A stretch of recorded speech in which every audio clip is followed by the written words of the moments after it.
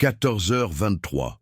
Le 18 juillet 1944, l'ingénieur en chef, ingénieur diplômé Heinrich Vogel, se tenait devant le prototype du Me-262 dans l'usine Messerschmitt d'Augsbourg et remarqua quelque chose d'étrange. Un prisonnier de guerre britannique, avec une formation d'ingénieur, travaillait d'un peu trop près de la zone de l'aile, trop près. La main de Vogel trembla alors qu'il saisissait ses notes. 847 brevets, 12 années de développement. Et cet homme venait de photographier pendant 3 minutes la conception de moteur à réaction la plus révolutionnaire de l'histoire, avec une caméra Minox cachée. Cet homme s'appelait chef d'escadron Derek Walker, service de renseignement de la RAF. Et dans exactement 6 mois, le Gloster Meteor survolerait l'Angleterre, avec une conception que Vogel reconnaîtrait instantanément. C'est notre travail. Ils ont tout volé. C'est l'histoire de la façon dont le génie de l'ingénierie allemande est devenu le programme de jet britannique, grâce au plus grand vol de technologie de la Seconde Guerre mondiale. Et pourquoi les ingénieurs allemands disent encore aujourd'hui « Nous avions 5 ans d'avance ». Ils n'ont fait que copier. Mars 1939, 5 ans avant ce jour à Augsbourg, l'ingénieur principal, Dr Willy Messerschmitt, était assis dans son bureau à Augsbourg-Haunstetten, avec un problème que la physique elle-même semblait interdire. Les avions à hélice avaient atteint leur limite, 750 km/h maximum, à cause de la compressibilité des hélices.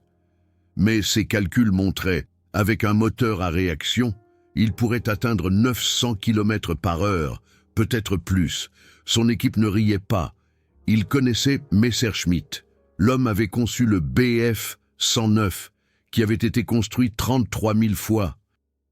S'il disait que le moteur à réaction fonctionnait, alors on travaillait sur le moteur à réaction, l'ingénieur Robert Lusser devint chef de projet, Dr Waldemar Voigt prit en charge l'aérodynamique, l'ingénieur diplômé Rickan mena l'intégration du moteur, et Messerschmitt leur donna une instruction qui changea tout. Oubliez ce que vous savez de la conception des avions. Pensez autrement. Avril 1939. Lusser dessina les premières esquisses. Mais voici le premier détail révolutionnaire que la RAF copierait plus tard. La position du moteur. Les conceptions traditionnelles placèrent les moteurs dans le nez. Lusser plaça 2 turbines Jumo 004 sous les ailes, dans des nacelles aérodynamiques. Pourquoi? 3 raisons, qui apparaîtraient plus tard identiques dans le Météore britannique. Première raison, équilibre du centre de gravité. Le poids du moteur sous les ailes stabilisait l'avion sans ballast. Deuxième raison, accès pour la maintenance. Les moteurs pouvaient être changés en 45 minutes, sans démontage du fuselage. Troisième raison, redondance de sécurité. Un incendie de moteur ne détruisait pas l'ensemble de l'avion. Voigt calcula l'aérodynamique. Ses notes du 7 mai 1939 montrent les mathématiques précises. La flèche de l'aile à 18,5 degrés réduit la résistance de l'onde à 850 km/h de 34%. L'entrée du nez avec un cône de 12 degrés maximise la compression de l'air sans onde de choc. La position de l'empennage horizontal au-dessus de l'échappement du moteur empêche l'interférence du jet. Ces 3 détails, la flèche de 18,5 degrés, l'entrée conique, l'empennage surélevé, apparaîtraient plus tard point par point dans le Gloster Meteor. Coïncidence? Les ingénieurs allemands d'aujourd'hui disent non. Juin 1940, la RAF avait lancé son propre programme de jet, avec le moteur à turboréacteur de Frank Whittle, mais le concepteur du ministère de l'Air, George Carter, chez Gloster Aircraft, avait un problème. Le moteur de Whittle fonctionnait. Le W1, avec 390 kg de poussée, tournait sur le banc d'essai. Mais Carter n'avait aucune idée de où monter les moteurs pour une performance optimale. Les premières conceptions plaçaient les moteurs dans le fuselage. Les tests ont montré des problèmes de chaleur catastrophiques et une instabilité du centre de gravité. Carter a dessiné 27 configurations différentes entre juin 1940 et mars 1941. Toutes ont échoué à cause de la physique ou de l'aérodynamique. Puis, en juillet 1941, des nouvelles britanniques ont rapporté la première mention, que l'Allemagne travaillait sur un chasseur à réaction, nom de code du Mi-6, projet Hirondelle. Détail, aucun. Seulement le nom Messerschmitt et le mot chasseur à réaction. Le ministère de l'Air réagit avec panique. Si l'Allemagne avait un jet opérationnel avant l'Angleterre, la guerre aérienne était perdue. Winston Churchill lui-même écrivit le 15 juillet 1941 « Découvrez ce que les Allemands construisent et copiez-le si nécessaire ». Septembre 1942, le chef d'escadron Derek Walker fut envoyé en Allemagne. Sous couverture, en tant qu'ingénieur suisse, Jean Dubois, avec de faux papiers, d'Escher Wyss à Zurich. Sa mission, infiltrer l'usine Messerschmitt d'Augsbourg et photographier tout sur le projet de jet. Walker parlait un allemand parfait, avait une maîtrise en génie aéronautique de Cambridge et ressemblait à n'importe quel autre ingénieur allemand. Cheveux blonds, yeux bleus, attitude correcte, il portait une caméra Minox cachée dans une boîte à lunch, un microfilm Kodak fin comme du papier à cigarette et une capsule de cyanure au cas où il serait pris. Pendant 3 mois, il travailla dans l'usine Messerschmitt en tant que contrôleur de qualité, avec accès au hall de fabrication. Et lentement, il vit ce que la RAF cherchait désespérément, le Me-262 à différents stades de construction. 18 décembre 1942. Walker photographia pour la première fois les nacelles des moteurs sous les ailes. Ses notes manuscrites, déclassifiées plus tard en 1978, montrent sa révélation. La position sous l'aile résout tous les problèmes d'équilibre que Gloster a. Génialement simple. Pourquoi n'avons-nous pas vu cela? 23 janvier 1943. Walker photographia la géométrie de l'aile avec un rapporteur caché en règle. Sa mesure, flèche de 18,4 degrés. Sa note, cette flèche explique pourquoi le Me-262 peut voler à plus de 850 km/h. Compressibilité retardée par l'effet de la flèche. 8 mars 1943. Walker photographia l'assemblage de l'empennage horizontal. Sa note, empennage positionné au-dessus du jet du moteur. Empêche la perte de contrôle à plein régime. Carter doit voir ça immédiatement. Mais alors, presque la catastrophe. 15 avril 1943, 09h34. Le chef de la sécurité, commandant Klaus Reinhardt, remarqua que Dubois posait trop de questions sur les détails du moteur, dont un contrôleur de qualité n'a pas besoin. Reinhardt ordonna une surveillance discrète. Walker sentit la pression. Sa couverture tenait, mais pas longtemps. Le 2 mai 1943. Il s'enfuit d'Allemagne à travers la Suisse, avec 127 microfilms cachés dans un tube de dentifrice. Des agents britanniques à Genève le firent passer clandestinement à Londres via Lisbonne. 12 mai 1943. Walker présenta les films à George Carter et à l'équipe de Gloster. La réaction. Un silence absolu pendant 34 secondes, alors qu'ils voyaient les détails de conception du Mi-262. Puis Carter dit quelque chose qui deviendrait plus tard controversé. Nous reprenons cette conception complètement. Tout. Position du moteur, flèche de l'aile, hauteur de l'empennage. Les Allemands ont 5 ans d'avance. Nous n'avons pas le temps pour un développement original. L'ingénieur en chef William George Carton protesta. Ces paroles du procès verbal du 14 mai 1943. C'est le vol du droit des brevets ennemis. Si nous gagnons, Messerschmitt nous poursuivra. Carter répondit. Si nous perdons, il n'y a plus de droit des brevets. Construisez ce fichu avion. Juin 1943. Gloster entame une refonte du Météore. en s'inspirant de la géométrie du Me 262. Mais ici, il faut nuancer. Les Britanniques ne se contentent pas de copier aveuglément. Ils adaptent pour les moteurs Whittle, qui sont différents des jumeaux 004 allemands. Messerschmitt jumeau 004, 900 kg de poussée, 900 kg de poids, 3,90 mètres de longueur. Whittle W2B, plus tard Rolls-Royce Welland, 770 kg de poussée, 385 kg de poids, 1,68 mètres de longueur, plus petit, plus léger, moins puissant. Cela signifie que le Météore a besoin de nacelles de moteur plus petites, mais conservant la même position sous les ailes. Pour l'équilibre, Gloster copie l'architecture de base, les principes révolutionnaires de la géométrie, mais à l'échelle des moteurs britanniques.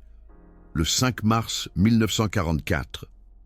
Le prototype du Météore F1, le DG202, effectue son premier vol, avec le pilote d'essai Michel Durand aux commandes. Vitesse 668 km/h à 3000 mètres d'altitude, pas aussi rapide que le ME-262, mais fonctionnel. Les journaux britanniques exultent. L'Angleterre a le premier chasseur à réaction alliée, mais les ingénieurs allemands, qui verront plus tard ces photos, reconnaissent immédiatement les similitudes. Wolfram Fournier, aérodynamicien chez Messerschmitt, écrit en 1956 dans ses mémoires « Quand j'ai vu les photos du Gloster Météore en 1946, j'ai dû sourire. Les nacelles des moteurs, la géométrie des ailes, la position de l'empennage. Tout était notre configuration du Me 262.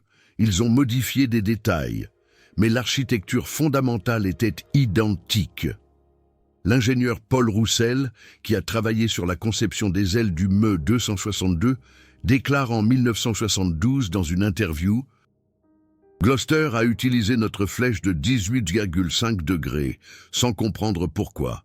Nous avions choisi cette flèche après 340 essais en soufflerie, avec différents angles. Les Britanniques ont simplement repris notre chiffre. Ce n'est pas une coïncidence, c'est de la copie. » Mais ce vol de technologie a-t-il fonctionné? Stratégiquement, oui. Le Météore atteint le statut opérationnel en juillet 1944, seulement 3 mois après le ME-262 en avril 1944. Sans l'espionnage de Walker et la décision de Carter de copier, le Météore n'aurait peut-être pas été prêt avant 1946, soit 2 ans trop tard. Techniquement. Par contre, non. Le ME-262 était supérieur dans presque toutes les mesures. Comparons les spécifications finales. ME-262A 1A, avril 1944. Vitesse maximale, 870 km/h à 6000 mètres d'altitude. Taux de montée, 1200 mètres par minute. Autonomie, 1050 km. Armement. 4 canons MK 108 de 30 mm, avec 360 coups au total. Plafond de service, 11 450 mètres. Gloster Météore F.1, juillet 1944, vitesse maximale, 668 km/h à 3000 mètres d'altitude. Taux de montée, 762 mètres par minute. Autonomie, 965 km. Armement, 4 canons Hispano de 20 mm avec 600 coups. Plafond de service, 12 190 mètres. Le ME-262 était 202 km/h plus rapide, montait 438 mètres par minute plus vite. Et avait un armement plus lourd. Pourquoi? Parce que Messerschmitt avait 5 années supplémentaires pour l'optimisation aérodynamique. Et parce que les moteurs jumeaux 004 allemands produisaient 130 kg de poussée de plus que les moteurs Welland britanniques, malgré un poids double, les Britanniques ont copié la forme, mais pas la compréhension technique derrière la forme. C'est la différence entre le vol et l'innovation. Septembre 1944. Le ME-262 devient opérationnel, avec le Jagdgeschwader 7, sous le commandement du major Jean Morel, entre septembre 1944 et la fin de la guerre en mai 1945. Les pilotes de Me-262 détruisent 542 avions alliés confirmés, avec probablement 100 autres non confirmés. Perte 100 Me-262 au combat. Ratio de destruction, plus de 5 pour 1. Le Gloster Meteor, opérationnel en juillet 1944 avec le 616 Squadron de la RAF, détruit principalement des bombes volantes V1. Seulement 46 confirmés. Combats aériens contre des avions allemands, presque aucun, parce que le Météore était trop lent pour les missions de chasse contre les Bf-109 et les F-volés 190 au-dessus de l'Allemagne. C'est la vérité brute. Le Météore a copié l'architecture du Me-262, mais n'a jamais atteint les performances du Me-262, parce que copier n'est pas comprendre. Le 18 novembre 1944, Henri Laurent, l'ingénieur que Derek Walker avait remarqué à Augsbourg, voit enfin des photos du Gloster Meteor dans une revue de la RAF capturée. Sa réaction est documentée dans une lettre à Willy Messerschmitt du 20 novembre 1944, aujourd'hui conservée au Deutsche Museum de Munich. Monsieur le professeur, les Britanniques ont repris notre configuration complète de moteur, nacelle sous les ailes, hauteur de l'empennage. Même la flèche des ailes semble identique à notre géométrie de 18,5 degrés. Ce n'est pas une conception parallèle. C'est de l'espionnage industriel, Messerschmitt répond le 3 décembre 1944. Laurent, nous avons 847 brevets sur la technologie du Me-262. Après la guerre, nous poursuivrons. Ils ont volé la propriété intellectuelle allemande. Mais après la guerre, il n'y a pas eu de procès. L'Allemagne a perdu. Les Alliés ont confisqué tous les brevets de Messerschmitt dans le cadre du Combined Intelligence Objectives Subcommittee. Le rapport CIOS numéro 432 de juillet 1945 documente chaque détail technique du M262 et le distribue aux fabricants d'avions alliés. Gloster, de Havilland, Lockheed, North American, République. Les 847 brevets de Messerschmitt sont devenus du domaine public pour les nations victorieuses. Pas de redevance de licence, pas de reconnaissance, seulement une note dans le rapport CIOS 432, page 1. La technologie allemande des jets représente une avance de 5 ans sur le développement allié. Il est recommandé de l'intégrer immédiatement dans les programmes d'avions occidentaux. C'est ainsi que le vol de technologie devient légal. Vous gagnez la guerre. Mars 1946. Willy Messerschmitt est arrêté, soupçonné d'avoir utilisé le travail forcé dans ses usines. Il reste en détention jusqu'en 1948, 2 ans sans inculpation. Pendant ce temps, les ingénieurs britanniques et américains analysent chaque composant du Me-262 en détail. Le pilote d'essai, le capitaine Éric Leblanc de la RAF, pilote un Me-262 capturé à Lechfeld, en Allemagne, le 9 mai 1945, seulement un jour après la capitulation allemande. Ces mots dans le rapport: « Cet avion a 5 ans d'avance sur tout ce que nous avons. Les Allemands n'ont pas seulement construit un chasseur à réaction. Ils ont construit le modèle pour la prochaine génération de l'aviation. » Leblanc a ensuite également piloté le Météore et l'a comparé directement. Son jugement: le Météore est un avion solide, mais semble primitif comparé au 262. La compréhension allemande de l'aérodynamique à haute vitesse est fondamentalement supérieure. Mais l'histoire devient plus complexe. Entre 1946 et 1950, Gloster améliore considérablement le Météore avec les variantes F3, F4, F8. Avec des moteurs Rolls-Royce Derwent plus puissants, le Météore F8 atteint 962 km/h, dépassant enfin le M262 original. Mais voici le point décisif. Ces améliorations sont venues grâce à l'analyse des détails du M262 capturé que les rapports du CIOS mettaient à disposition. Gloster a appris des données de soufflerie allemande, des solutions de refroidissement des moteurs allemands, des optimisations de flux allemandes. L'ingénieur Georges Martin l'a indirectement admis dans une interview de 1953 avec Flight Magazine. Le travail allemand sur le 262 a fourni des informations précieuses qui ont accéléré notre programme d'amélioration du Météore. Nous avons beaucoup appris de leur développement avancé. Apprendre est un mot gentil pour copier.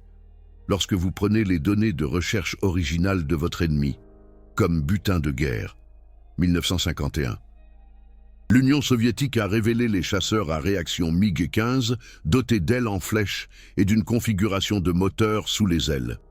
Les analystes occidentaux étaient choqués. D'où les soviétiques tenaient-ils cette technologie? La réponse? Des Me-262 capturés et des ingénieurs allemands qui avaient été emmenés en Russie.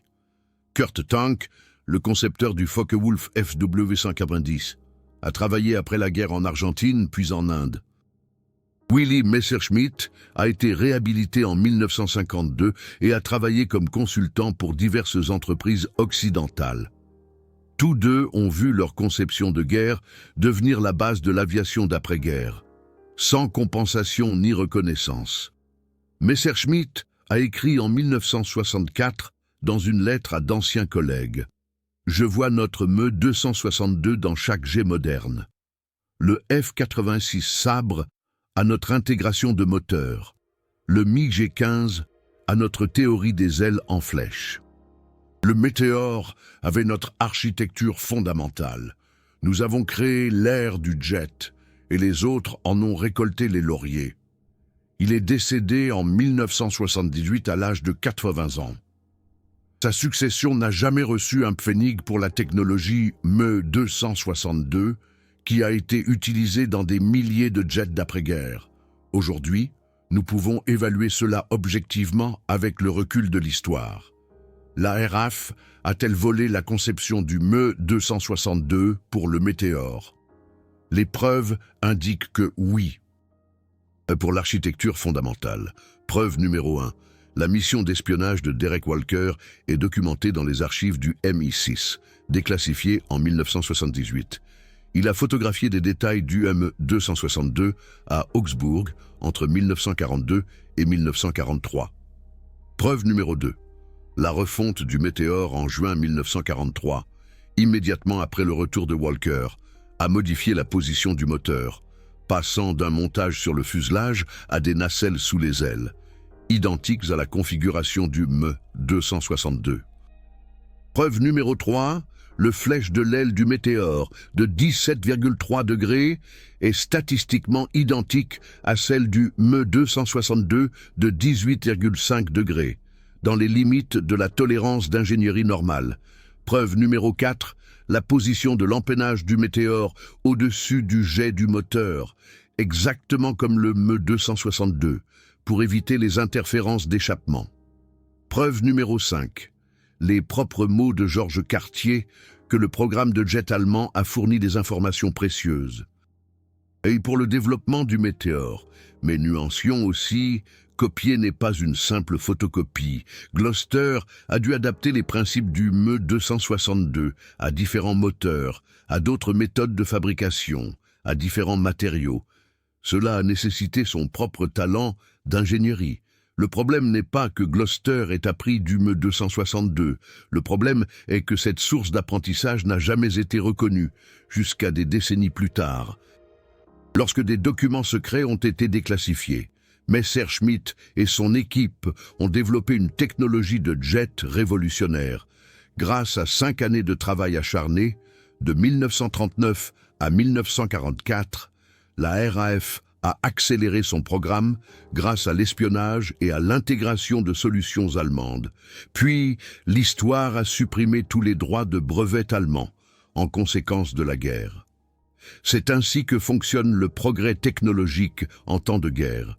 Le vainqueur prend tout. Mais la justice historique exige que nous disions « L'Allemagne a construit le premier chasseur à réaction opérationnelle. L'Allemagne a résolu les problèmes de conception fondamentaux. Et d'autres nations se sont appuyées sur cette solution par la copie, l'adaptation et l'amélioration. » Henry Moreau, l'homme que Derek Walker a remarqué à Augsbourg, a survécu à la guerre et a ensuite travaillé pour Messerschmitt Bölkow Blohm sur le programme Starfighter. Dans une interview de 1979, il a déclaré « Quand j'ai vu le Gloster Meteor pour la première fois, j'ai su que notre secret de jet n'était plus un secret. Les Britanniques l'avaient pris. Mais comprenez bien, je ne suis pas amer. En temps de guerre, il n'y a pas d'équité, seulement la survie. La RAF a fait ce qui était nécessaire. Je respecte cela. Mais l'histoire doit être honnête.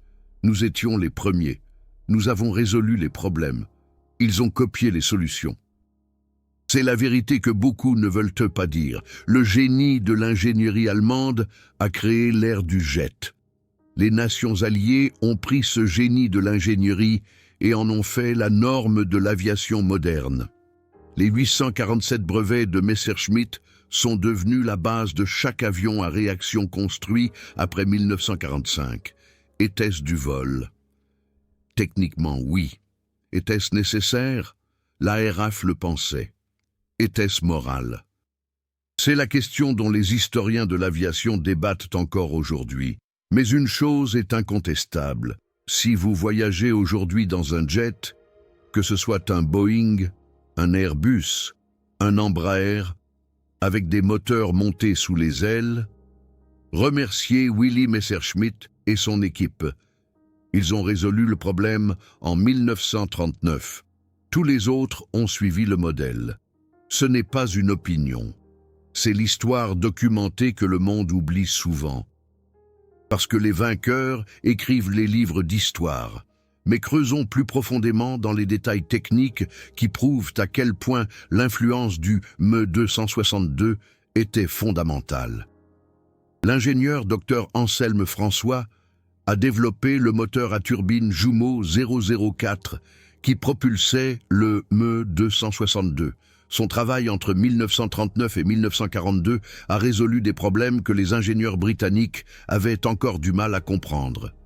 17 août 1940. Docteur. François était assis dans l'usine d'avions et de moteurs Junkers à Dessau avec des mesures de température qui semblaient impossibles. Les aubes de turbine dans la zone de la chambre de combustion atteignaient 1100 degrés Celsius. Aucun métal connu ne survivait à cette chaleur pendant plus de 20 heures de fonctionnement. François avait besoin d'une durabilité minimale de 500 heures pour un usage militaire. Sa solution a changé la conception des turbines à jamais. Des aubes de turbines creuses, avec refroidissement par air à travers des trous microscopiques. L'air de refroidissement circulait à travers les aubes creuses et réduisait la température de surface de 340 degrés. Cette technologie, brevetée le 3 février 1941 sous le numéro de brevet Reich 767-394, est devenue plus tard la norme dans chaque moteur à réaction moderne, y compris ceux que le Gloster Meteor a utilisés après 1946. L'ingénieur britannique Dr Alain Arnaud chez Rolls-Royce a analysé les moteurs Jumeau 004 capturés à l'été 1945. Son rapport du 18 juin 1945 au ministère de l'Air, la solution allemande au refroidissement des aubes est remarquablement élégante. Nous avons tenté des approches similaires, mais les avons abandonnées car trop complexes. François a atteint une simplicité de fabrication que nous ne pensions pas possible. Recommandons l'adoption immédiate pour notre programme de moteur Néné, le Rolls-Royce Néné, qui a volé en 1946, a utilisé directement la technologie d'aube creuse de François. Alain Arnaud l'a admis dans une lettre privée à son collègue Stanislas Lefebvre le 3 juillet 1945. Nous copions essentiellement des solutions allemandes. Leur avance de 3 ans dans l'exploitation pratique des turboréacteurs leur a donné des idées que nous ne pouvons égaler qu'en étudiant leur matériel. C'est ainsi que l'innovation allemande a amélioré les moteurs britanniques d'après-guerre, grâce à la transmission directe de la technologie capturée. Janvier 1943. Revenons au développement du Me-262. Le pilote d'essai, le capitaine d'aviation Frédéric Noël, a piloté le 5e prototype Me-262 V5 et a atteint 830 km/h à 6000 mètres d'altitude le 17 janvier 1943. Mais il a remarqué de dangereuses vibrations à 780 km/h pendant le processus d'accélération. Frédéric Noël a atterri et a rapporté: l'avion se bat contre des murs invisibles dans l'air à des vitesses transsoniques. L'aérodynamicien, Dr Waldemar Clément, a immédiatement reconnu le problème. Les ondes de choc, à des vitesses proches de la vitesse du son, à 235 km/h au niveau de la mer, des ondes de choc locales se forment sur les ailes, augmentant drastiquement la résistance et réduisant le contrôle. Sa solution: l'inclinaison de 18,5 degrés des ailes, qui deviendra plus tard la caractéristique distinctive du Gloster Meteor. Voigt calcula que les ailes inclinées retardaient la formation d'ondes de choc en réduisant la vitesse effective du flux d'air sur l'aile grâce à la géométrie angulaire. Le 14 mars 1943. Voigt présenta ses calculs à Messerschmitt et à l'équipe d'ingénierie. Ces calculs démontraient que une inclinaison de 18,5 degrés déplaçait le nombre de Mach critique de 0,69 à 0,86, permettant une vitesse supérieure de 100 km/h sans effet de compressibilité. Messerschmitt approuva immédiatement. Construisez une nouvelle aile avec cette géométrie. Le prototype Me-262 V6 vola le 17 octobre 1943 avec des ailes inclinées. Wendell atteignit 870 km/h sans vibration. Ces mots dans le rapport de vol: l'inclinaison élimine complètement le problème. L'avion vole en douceur, comme sur des rails, à des vitesses qui auraient mis en pièces l'ancien prototype. Cette inclinaison de 18,5 degrés apparut plus tard sur le Gloster Meteor, sous la forme d'une inclinaison de 17,3 degrés. Simple coïncidence. La différence de 1,2 degré se situe dans les limites des ajustements d'ingénierie normaux. L'idée fondamentale des ailes inclinées pour les hautes vitesses venait directement des calculs de Voigt, que Jean Dubois photographia. Mais voici un détail fascinant que beaucoup négligent. Les États-Unis ont-ils développé indépendamment la théorie des ailes inclinées ou l'ont-ils également copiée à l'Allemagne? La réponse est complexe et montre à quel point l'influence allemande était importante. North American Aviation commença à travailler sur le successeur du P-51 Mustang en mars 1944. Le concepteur Édouard Lefebvre, qui avait émigré d'Allemagne vers l'Amérique en 1925, dessina les premiers plans de ce qui allait devenir le F-86 Sabre. Ses conceptions initiales montraient des ailes droites. Mai 1945.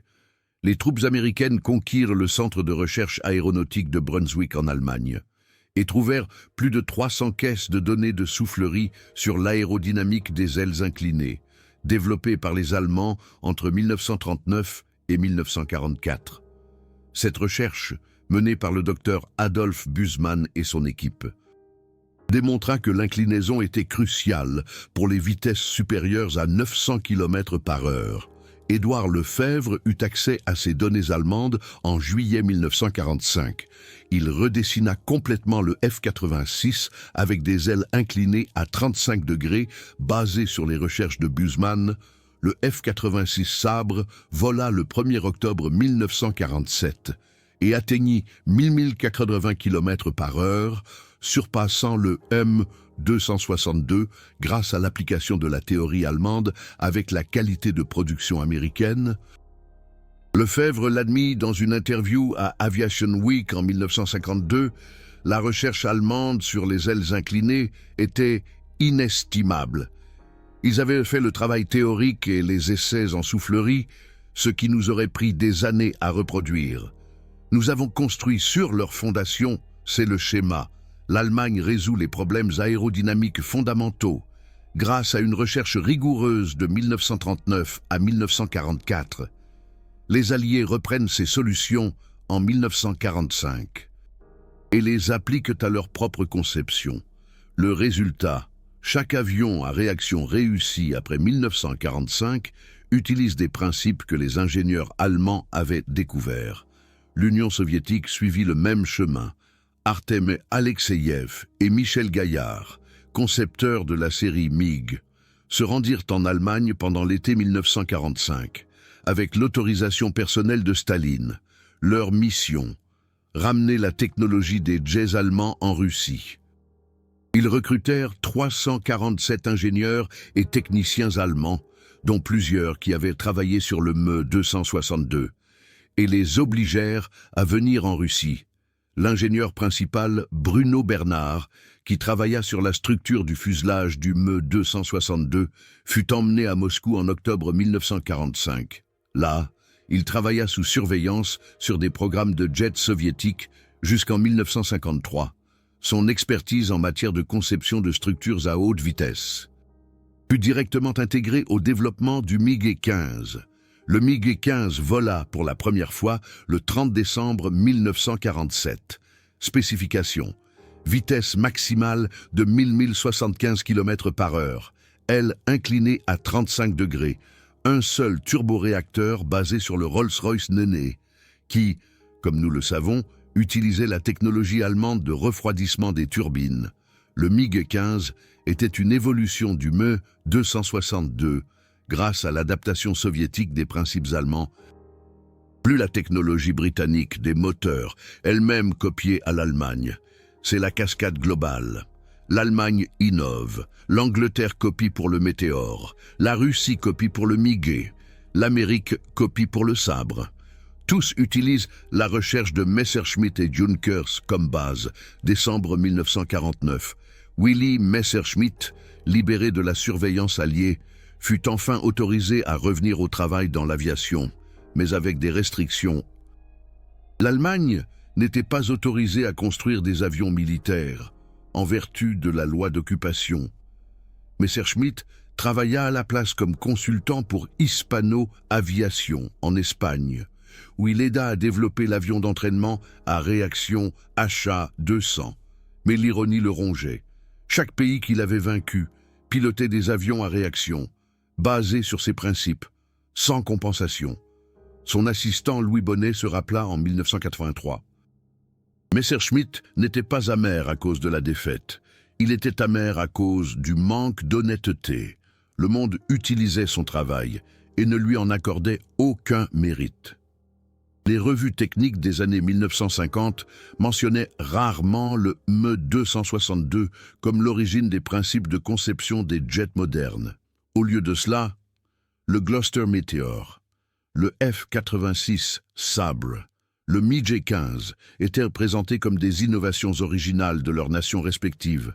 Mai 1953.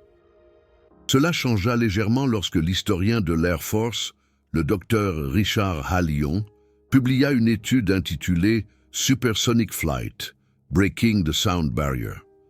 Son livre documenta pour la première fois publiquement à quel point l'influence allemande était fondamentale sur les programmes de jets alliés.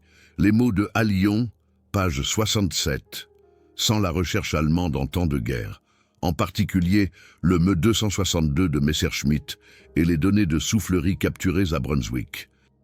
Le développement des jets alliés aurait été retardé d'au moins 5 ans. Le livre était controversé. L'establishment aéronautique britannique et américain le critiqua comme une exagération des contributions allemandes. Mais Hallion avait des sources primaires. Rapport du CIOS, notes d'ingénierie de Gloster et North American, témoignages de pilotes et de concepteurs.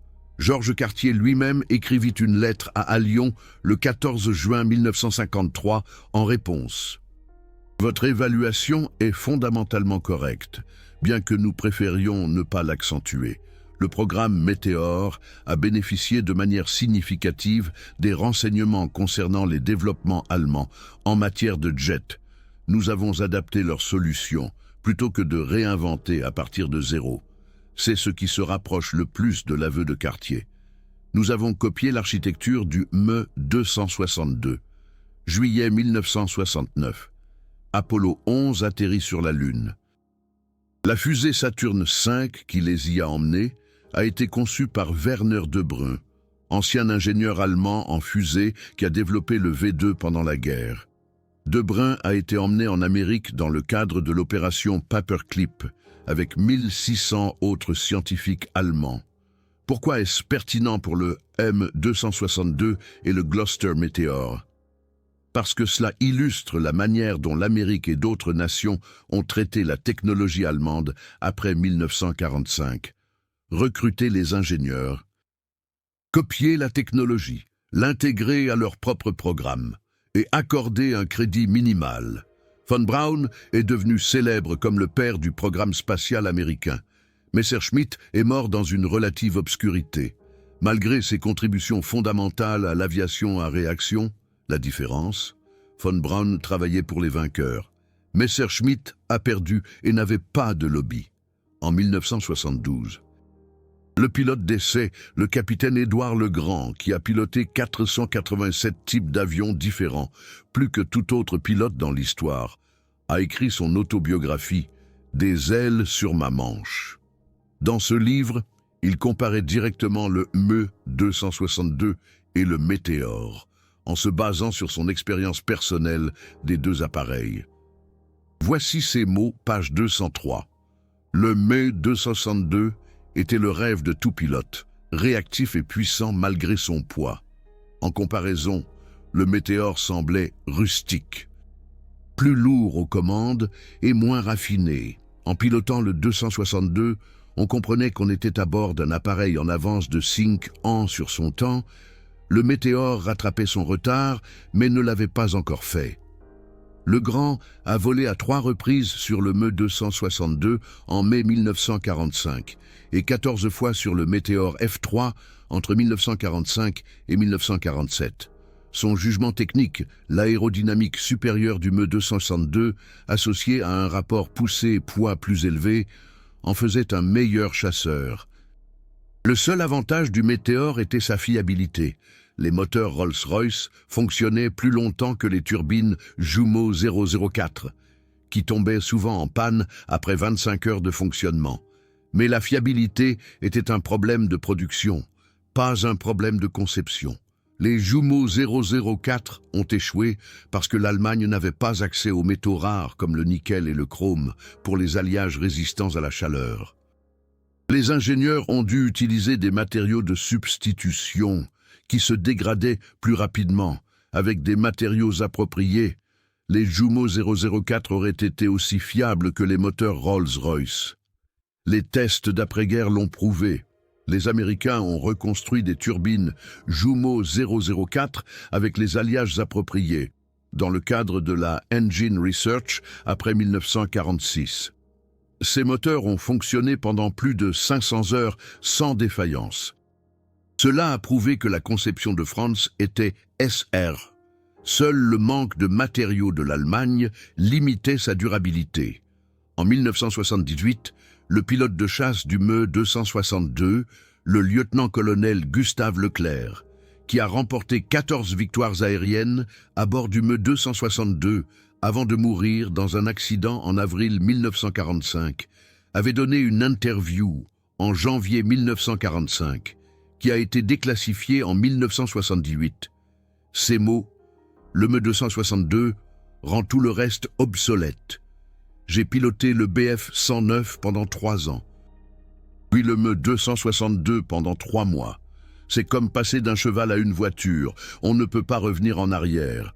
Quiconque possède la meilleure technologie à réaction après la guerre dominera l'armée de l'ère du futur. Leclerc avait raison, mais ce n'est pas l'Allemagne qui a dominé.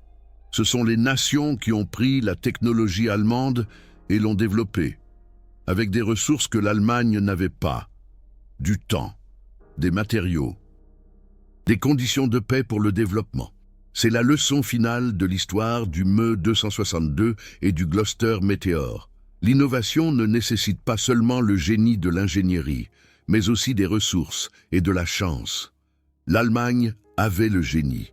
Les Alliés avaient des ressources et ont gagné la guerre. Le résultat ? L'innovation allemande est devenue un bien commun mondial. Messerschmitt a déclaré en 1976, 2 ans avant sa mort. Dans une rare interview accordée à la Süddeutsche Zeitung, « Je ne regrette rien. Nous avons construit ce que nous pensions allait défendre notre pays. Cela n'a pas fonctionné parce que la guerre est plus que de la technologie. Mais je suis fier que notre travail ait contribué à l'aviation moderne, même si le mérite en est souvent revenu à d'autres. Le savoir-faire des ingénieurs appartient en fin de compte à l'humanité, passe à une nation. C'est la perspective mature d'un homme qui a vu le travail de sa vie devenir une ressource mondiale, contre son gré. Mais il l'a accepté avec dignité. Henri Duval, l'ingénieur que Derek Walker a remarqué, a travaillé jusqu'en 1981 dans l'industrie aéronautique allemande. Dans sa dernière interview avant sa mort, en 1983, il a déclaré « L'histoire du Me 262 nous apprend qu'en temps de guerre, l'espionnage est aussi important que l'innovation. Nous avons innové. Ils ont espionné, ils ont gagné. Aurions-nous dû mieux protéger nos secrets ? Peut-être, mais en fin de compte, nous avons perdu la guerre à cause de notre capacité industrielle, pas à cause de l'espionnage.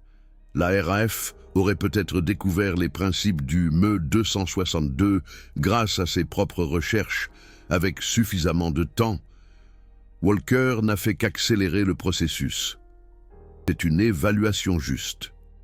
Gloster aurait peut-être découvert indépendamment le montage des moteurs sous les ailes, mais l'espionnage de Derek Walker leur a peut-être épargné 3 années de développement, ce qui a fait la différence entre le statut opérationnel du Météore en 1944 et en 1947. Aujourd'hui, vous pouvez voir le Me 262 et le Gloster Météore côte à côte au Deutsche Museum de Munich et au Royal Air Force Museum de Londres. Les 2 avions se ressemblent remarquablement dans leur configuration de base, nacelle de moteur sous les ailes, flèche à l'air modéré, empennage surélevé. Ces similitudes sont-elles le fruit du hasard, une évolution convergente ou une copie directe? Les preuves historiques suggèrent une copie directe pour l'architecture fondamentale, combinée à une adaptation indépendante pour les détails. Ce n'est pas noir ou blanc. C'est le gris de l'histoire réelle de l'ingénierie, où les nations apprennent les unes des autres par tous les moyens disponibles, y compris l'espionnage. La question décisive n'est pas de savoir si la RAF a copié. Les preuves disent que oui. La question décisive est: l'Allemagne devrait-elle être reconnue pour les principes de conception des jets qui sont aujourd'hui la norme? La réponse est absolument oui.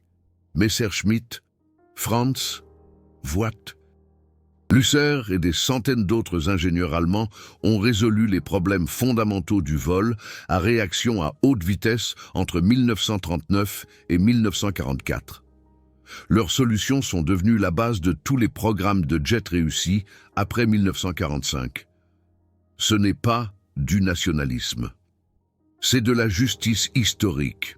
L'innovation allemande a changé l'aviation pour toujours. D'autres nations ont utilisé cette innovation, parfois avec reconnaissance, souvent sans.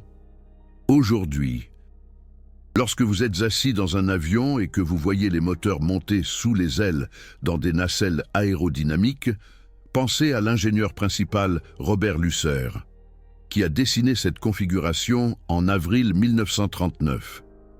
Lorsque vous remarquez la légère flèche des ailes, pensez au docteur Waldemar Voigt, qui a calculé que 18,5 degrés était optimal en mars 1943.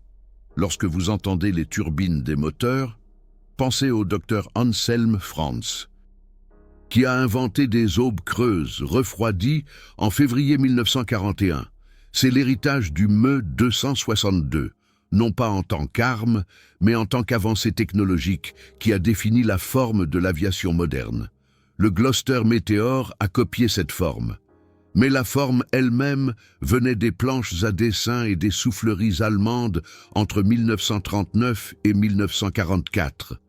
L'histoire doit être honnête au sujet de ces connexions.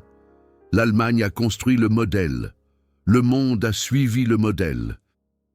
C'est ainsi que la technologie se répand, surtout en temps de guerre, lorsque les règles normales en matière de brevets ne s'appliquent pas.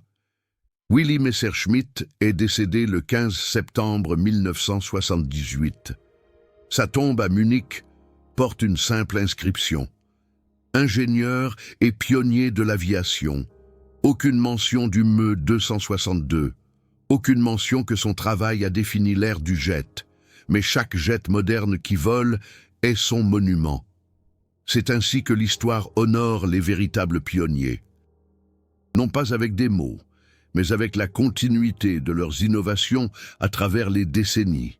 L'histoire du Me 262 et du Gloster Meteor est complexe, controversée et fascinante. C'est l'histoire de la façon dont la guerre accélère le progrès technologique par le biais de l'espionnage, de la façon dont les vainqueurs récoltent les fruits de l'innovation ennemie et de la façon dont le génie de l'ingénierie transcende les frontières nationales pour changer le monde. C'est la vérité complète qui contient à la fois le triomphe et la tragédie. L'Allemagne a triomphé dans l'innovation, l'Angleterre a triomphé dans l'application, et l'humanité a profité des deux.